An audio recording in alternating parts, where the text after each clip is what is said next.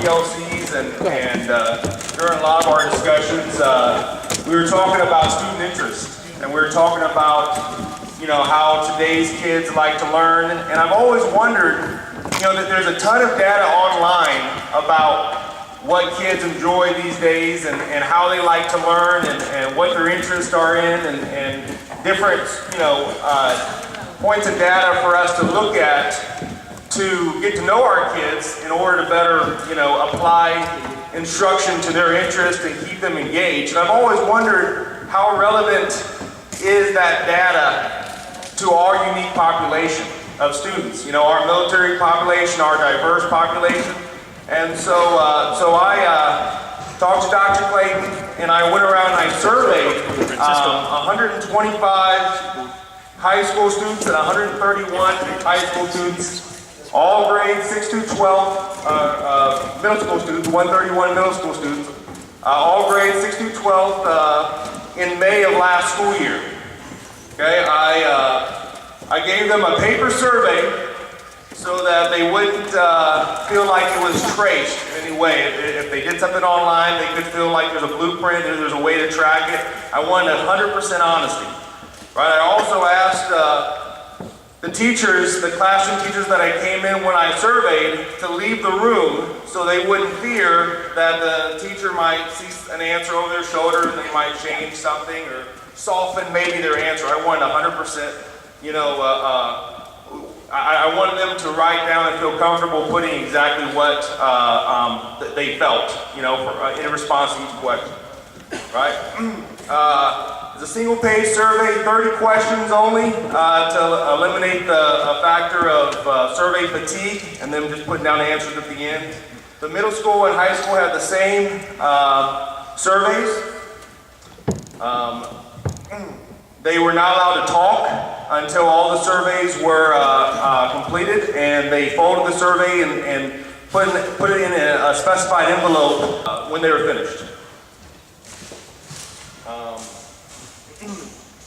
High school kids took about 10 to 20 minutes. Middle school kids took about 15 to 30 minutes, right? No student refused to take the survey, right? All the students really felt like, you know, this was kind of a chance to voice, you know, their interest, and they took it very seriously. I was very impressed with the results, right? And so I want to reveal those answers to you, right, through a game that we have, right? So we're going to play a variation of Family Feud called Cold Feud, right? We're going to have the high school against the middle school, right? This is how this is going to work, right? We're going to have I pulled 50 random surveys from the high school and 50 random surveys from the middle school and put them together, and I put the top answers in each category. Okay, there's going to be 3 games, 3 rounds in each game. First round single points, second round double points, third round triple points. If that campus, after the third round, whichever campus has the most points, they're going to get to play a fast money variation called Fast Jeans Passes. If you score 200 points, then your whole campus, per Dr. Clayton, will have a jeans day, right? And so each campus has a chance to earn up to 3 jeans passes, right? Or 3 jeans days. Now, there's a couple rules. I know we have some hyper-competitive people, right? So I want to go over a couple rules, just so we're all clear on some things. We're going to Price is Right style. First of all, call down names, right? And so Coach Bain is going to draw a name, right, out of a bowl, right? He's going to start with the high school first. If you're the first name drawn, you're going to be the team leader for that game. Right, you're going to be in position 1, right? Then 2, 3, 4, and 5. There's going to be 5 on each team, right? And then after that, middle school, right? 1, 2, 3, etc. The first 2 people on each team, the teams can pick anybody that plays the bonus round, the fast jeans passes round they want, right? But if you can't decide, the first 2 are going to be playing, okay? This is how Family Feud works. There is no yelling out answers from the stands. Right? When you control the board, there's no whispering answers to somebody else. Right? You are allowed to talk and whisper when the other team is playing and you're talking about what answer you want to use to steal with. Let's see. And that's about it. We'll go through it from there. So, looking forward to it.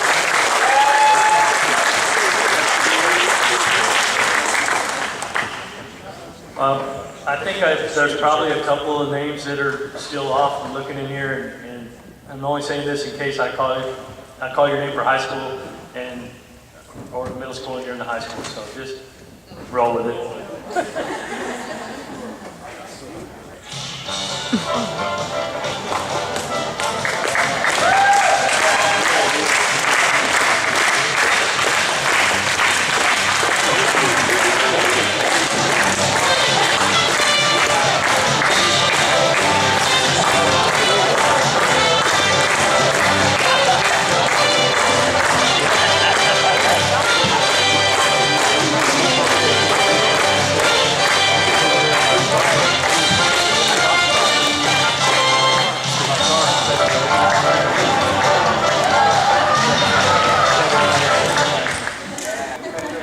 Ladies and gentlemen, welcome to Mahler Feud. The first contestant for the high school is Christopher Pappas. Come on down. Our next contestant is Mike Pittman.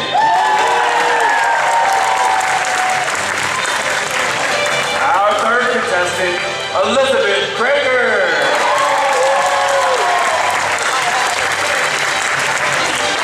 Fourth contestant, Rachel Schultz. And our final contestant is Yasel McConnell.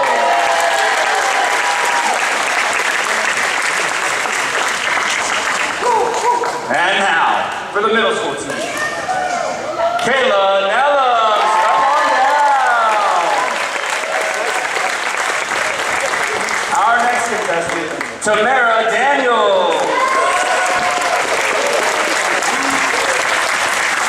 The third contestant is Natasha Ramirez. Come on down. Our fourth contestant, Kevin Rinaldo. Rounding out the middle school team, Fronia Cole. And now, please welcome your host, Dr. Roland Rios.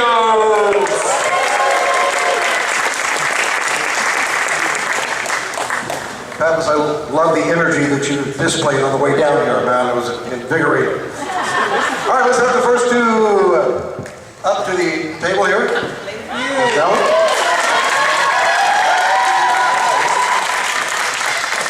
All right, these are the buzzers.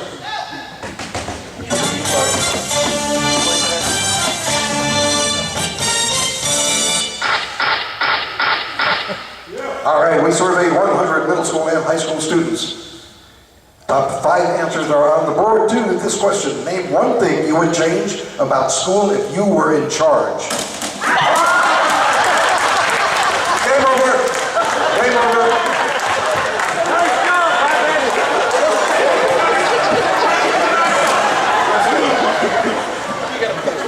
Very good. Dress code. Survey? The number one answer. You all want to play or pass? All right, they decided to play. All right. No whispering. What did he say? He said no whispering. All right. How you doing? Something else the kids would want to change. I would probably say cafeteria. Cafeteria. Number 5. All right. For those, we got some new people here. Let's introduce ourselves and tell everyone what you teach. Hello, I'm Elizabeth. Nice to see everyone. Teach biology, sport, cougars. All right, Elizabeth, what do you have? Then you can change one thing. Thank you. I think I'm going to go with homework. I think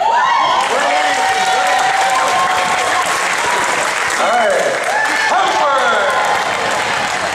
Only 2 choices left, Mademoiselle Schutz. Hello, everybody. I teach French here. I'm going to say a later start to the school day. School day hours. Do we have school day hours?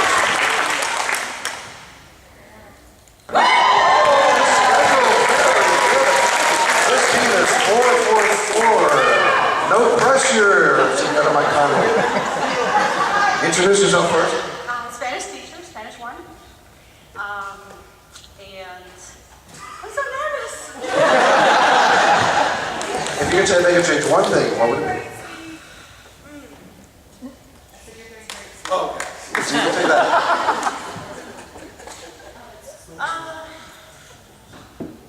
They will probably want more engaging activities. Engaging activities. All right.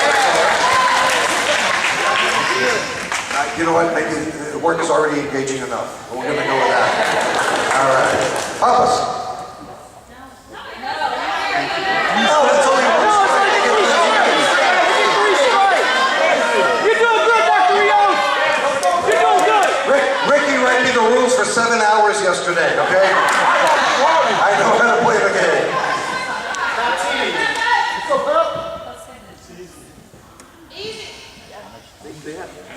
Shaving facial hair with athletics. Facial hair. For the coaches or for the students? Okay. No. All right, last chance here, Mike. You can either win it or the middle school has a chance to steal. What's it going to be? You're not even talking. Okay. Can I phone a friend? Oh, no. I would probably say more choice in classes. More choice in classes.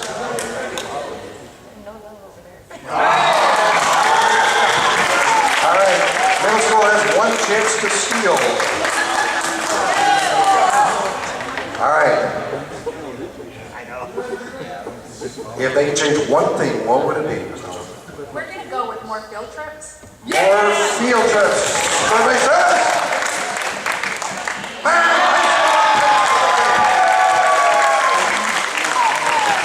What was it? If they can change one more thing. Do we get to see that? They don't know how to work the PowerPoint. No tests. All right, round 2. Bring it on out. All right, for tomorrow.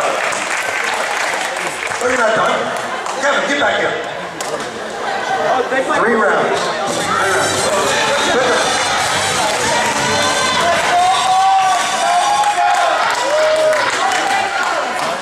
I'm going to read the question and then gently press the buzzer softly. No need to hurl it across the room. We surveyed 100 middle school and high school. Asked them this question: name an app or website that you visit often. All right. Cahoots. She got it first. Right? Not on there. Might give a chance to steal. Google. Google. All right, there's 3 choices left. Y'all want to play or pass? Play or pass?